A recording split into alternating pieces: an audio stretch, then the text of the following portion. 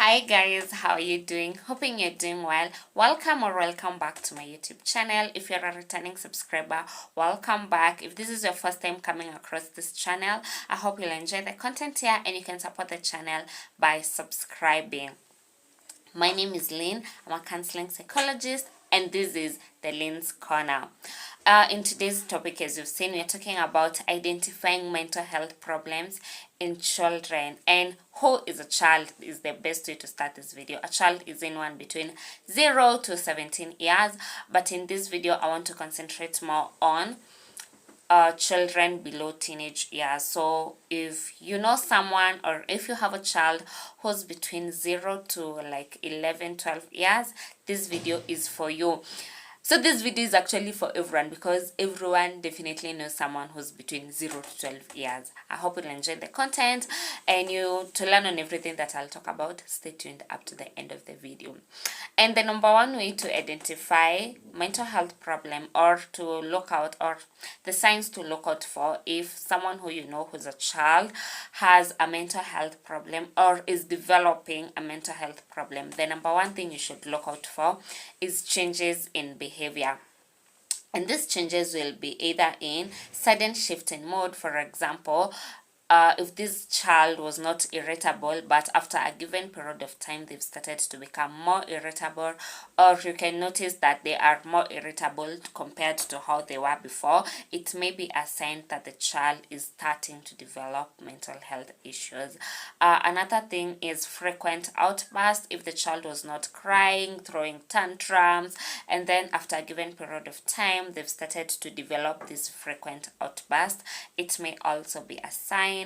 Another thing is persistent sadness. Another one is withdrawal from activities they enjoyed. If your child or if the child you know has started to withdraw from activities that you noticed that they used to enjoy but they are no longer enjoying them, these activities may be like playing, watching. If your child loved drawing and then they are no longer, enjoying that activity as they used to, it may be a sign. Another thing is loss of interest in socializing and decline in academic performance.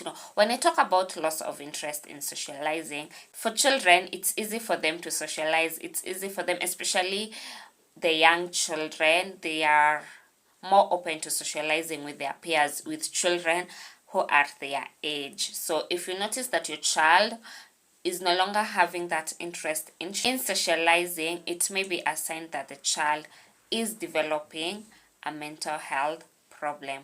The number two thing to look out for in identifying mental health problem is physical symptoms, and this may include headaches. If you notice that your child is having frequent pains, it might not necessarily be like headaches, even stomach aches, just pains, and before they were not like that. If it's not an illness, then maybe it may be a mental health problem that is starting to develop. Another physical symptom is unexplained weight loss or weight gain. When it comes to mental health problems, people either gain weight or lose weight unexplainably, and this happens so quickly, so it's easily noticeable. This child was over good weight and then suddenly their weight has increased so much or has decreased so much. It may be a sign for a mental health problem. Another thing is changes in sleep. If your child is having hypersomnia, that is they're sleeping more than they used to, or they are having insomnia, that is they are not finding sleep as much as they used to, it may be a sign. And the other thing in physical symptom is complaints of fatigue. If you notice your child is complaining of fatigue more frequently than they used to, if it's not a physical illness, then it may be a mental health issue. The number three thing is if your child is experiencing difficulty in concentrating, and by this I mean their attention span has reduced so much. They can't concentrate on one task for long. That may be a sign. Actually, that is when it comes to children of 5, 6, 7, that is the number one easiest way to identify if a child has a mental health issue. If their attention span is so little, they may be having something we call ADHD, that is attention deficit. And also, if your child is hyperactive, this is not in the difficult concentrating part, but if your child is hyperactive, it may also be a sign. Yeah, I forgot that in the physical symptoms. If your child is hyperactive, the way their energy, they're so energetic, and these energy outbursts go for long. You see, this child may be engaging in activities like, you find them jumping on chairs. They just have so much energy, and you've tried to rectify this behavior by however way you install discipline to your child, and you notice that the hyperactiveness is not like changing. It may be a sign of it may be a sign of mental health issue. Sorry. Yeah. And when it comes to difficulty concentrating, the other thing is experience challenges in task completion. So if you notice that your child's attention span is small, they are experiencing challenges in task completion, and also they are forgetful. Yeah, because it's not normal for children to be forgetful. This level of forgetfulness, it gets in you. As a parent, you're like, something might be wrong with my child. Yeah, they might be having a mental health problem. The number 4 way to identify is social isolation. As I said earlier, it's not normal, or it's not the norm for children to refuse to socialize with especially their peers. So if you notice that your child is having social isolation, it may be an issue. And social isolation, you look out for increased shyness. If they are having struggles to initiate or maintain a conversation, this is especially with their peers. It might not necessarily apply to your child having struggles to initiate or maintain conversation with adults. But when it comes to their peers, children have so many things to talk about. So if a child is experiencing struggles, it might be a sign. And another thing is mental health issues may lead to vicious cycle of loneliness and emotional distress. So you should look out for emotional distress. If a child, the child may be having stress, the child may be having persistent sadness, the child just not what you'd call normal emotions in a child. You should look out for that.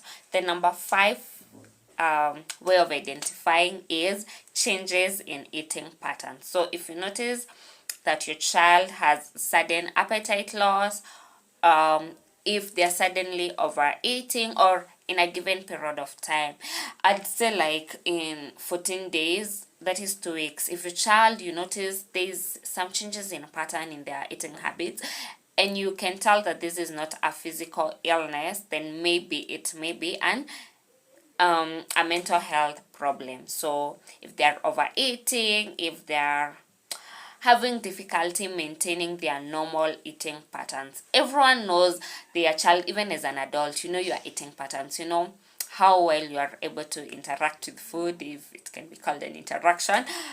So if you notice your child is having issues maintaining what you call the norm in their eating patterns, then if it's not a physical illness, it may be a sign of mental health issue. The last thing that I'm going to talk about is, the second last thing, is intense worry or fear.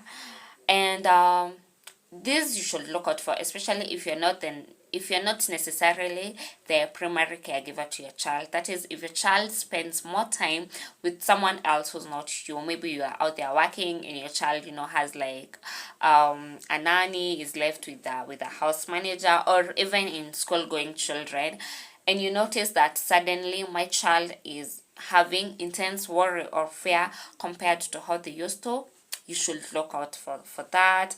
And in this, you look out for constant restlessness. If your child can't rest in one place, you should look out for that. If your child is experiencing panic attacks.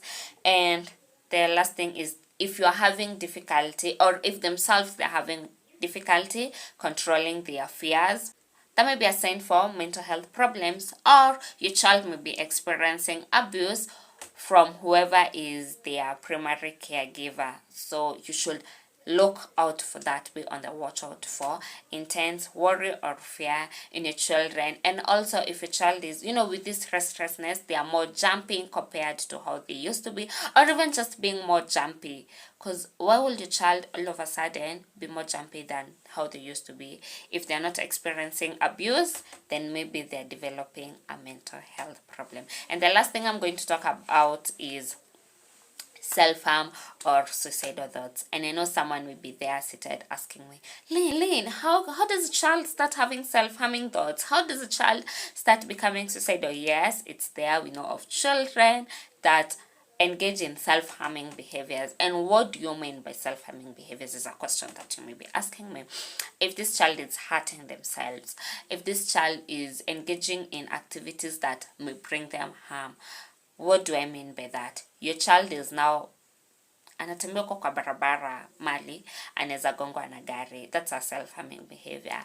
If your child is like cutting themselves, if your child is drinking a lot of pills, and by pills I mean medicine, unaacha dawa hapo, and then your child especially a child who knows that drinking or taking a lot of medicine unprescribed may cause them harm, that's a self-harming behavior. And the other thing is, if your child is expressing thoughts of self-harm or suicide, you should be on the lookout for that. And when it comes to children, especially because these kids or these children, they mean it. When a child says something, they usually mean it. Mtoto akikwambia, oh, mimi nitajiua, you should look out for that. If your child tells you, utapata siku moja utarudi upate nimejikatakata, look out for that. Yeah, and that has been our video today. I hope you've enjoyed the content, and I hope that you've learned something on identifying ways of looking out for mental health problems in children. See you in the next video, guys. I love you. Also, remember to subscribe if you've not yet subscribed. Support my channel. Support this channel so that you can grow and so that I can be able to bring you more amazing content.